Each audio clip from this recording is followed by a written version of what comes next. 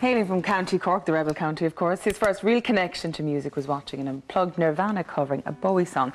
After a stint in music college, he travelled around the US and, surprising everybody, himself included, he won an international songwriting competition. Mick Flannery is known to be shy and retiring. He says cranky, and other people say moody and magnificent. But this morning he decided to tell us a bit more about himself and his upcoming gigs, and also the new limited edition, deluxe limited edition version of his album White Lies. Mick, good morning. Good morning, how are you? I'm great to see you. Look, he's yeah, you hate talking about yourself, so we talk about your family instead. Talk away now. This time, I think it's about a year ago since you were on the programme, and you would have been embarking on the whole kind of White Lies promotion tour and all this. You couldn't have imagined it was going to go as well as it did. No, the last year has been nuts to me. Like, I haven't really had time to think about it.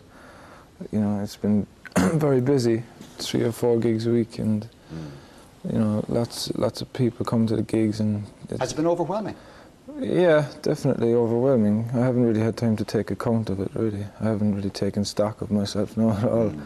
Maybe Christmas. Well, I mean, the bar was, in some senses, artistically, the bar was set kind of high, because the first album got rave reviews. Now, it didn't sell an awful lot, right? But anybody who heard it went, this is a serious piece of work. And, you know, for a debut album, I mean, essentially, for people who don't know it, it was a conversation between two brothers in song form. It was a concept album, so it was a hugely ambitious project. But people who heard it went, this guy's going to do something serious. So the bar artistically was set high, but then commercially the radio got behind you as well.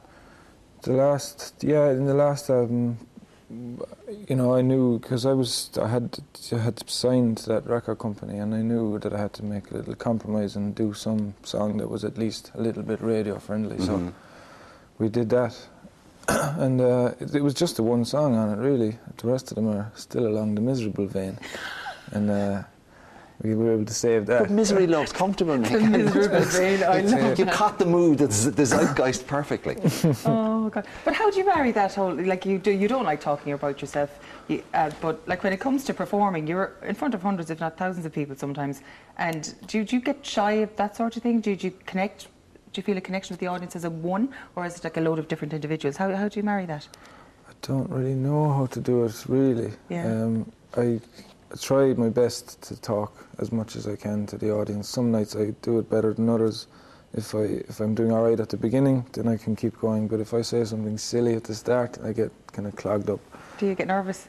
Yeah, I get nervous beforehand, but I don't get really nervous about playing anymore. I used to get nervous about messing up chords and things like that, but myself and the band have been playing for the year now, and we're pretty confident, I suppose. Yeah. I still don't have a lot of confidence with the stage presence. But you don't need to. Your music says it all. In terms of lack of confidence, given how naked some of the songs are lyrically, and how honest they are, I mean, Goodbye, for example. Yeah. A lot of girls would look at that and go, really, is that how they think? Yeah. But it's very honest. So if you're that naked in the work, why do you feel, I don't know, is it inhibited or afraid or on stage or nervous? I'm not too sure. Because I mean, let's face it, you've given them an insight into what's going on in your head. Yeah, maybe it's just lack of practice. With More talking, gigs. With talking anyway, you know, I was always quiet. Like, Were you? Yeah, I mean, I wouldn't be. You come from a very interesting family, right? Because your sister is something of a mathematical genius, which she gets from her dad. Your mother is a larger-than-life character who's actually had her own album out, and I assume was a major influence on you in terms of music. She would have been definitely her and her family.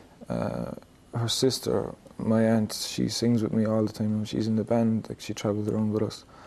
And between, you know, my mother and my aunt and all her brothers, they would have been introducing me to all the music that I still listen to. Like, there's a great story about why you play the guitar very unusually, and there's a great story about why you play the guitar unusually. Well, it's just the strings are the wrong way around when I play, because... Well, you're left-handed for a start. Yeah, I'm left-handed, but my mother had a right-handed guitar. I was supposed to be going to piano lessons when I was small. Not small, small enough. And I just kind of sneakily tried to learn the guitar, but then, you know, I thought I was doing something wrong. but I don't know, it was the same thing really in the end, you know, just... But she basically, you had to learn to play it that way because she said you can play the guitar, but you can't change the strings. I couldn't change the strings. She got me a left-handed guitar, but I was too far gone learning the wrong way, so I just kept going. Yeah. She wouldn't let, of course she wouldn't let me change the strings on a guitar. It was her guitar.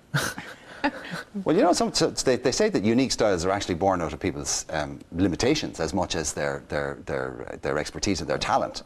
That it's a combination of the two. But I mean, it has given you a very unusual way of playing, and given the songs a very unusual kind of timbre. Really? God, you're not very good at the compliments. No, he's from Cork, he's being sarcastic, he's taking the mick, and I know it too well, and I should give up. We should know better. I'll shut up now and let you play a song, boy, all right? All right, by the way, White Lies, this is a limited edition, it's a deluxe, there's extra songs on it, and there's a live version of something as well, is there? Well, it's a live CD of a gig we did in the Cork Opera House last Christmas. And you've got a few gigs coming up as well, don't you? We have a few gigs coming up, which I should probably know more about. I know one because I'm going to one in the Glen Theatre in Bad Tier on Friday night, so I'll be there anyway. I don't know about anybody else. There's the dates up on screen. See, look, we've done the work for you. Oh, excellent. What are you going to do for us? This is called Wish You Well. Off you go. This could go horribly wrong.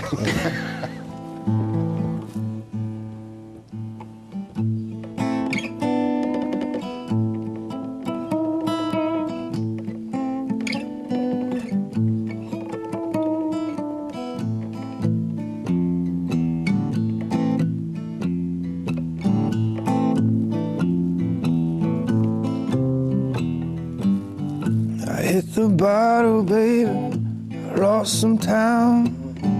I did it all except get you off my mind. I'll give the act a clean, dry as a bone.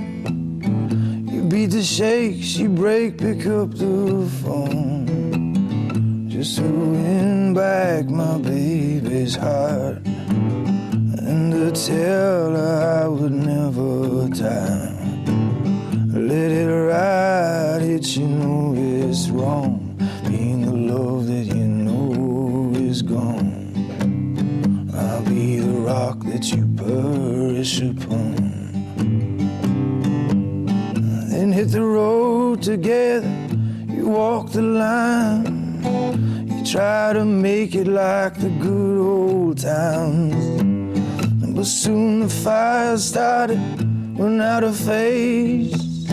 And I didn't wanna, but you made me say, baby, I didn't change, I'm still here, Lord. Let it ride, and you'll see. Come on now, what went wrong, I told all in. And I didn't mean you no harm or nothing, except to set you, my baby, free. Whatever kept you from leaving me?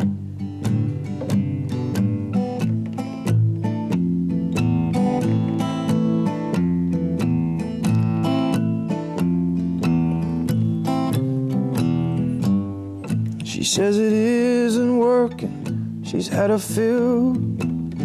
Don't have it now, don't think we ever will. I don't begrudge you nothing, I wish you well.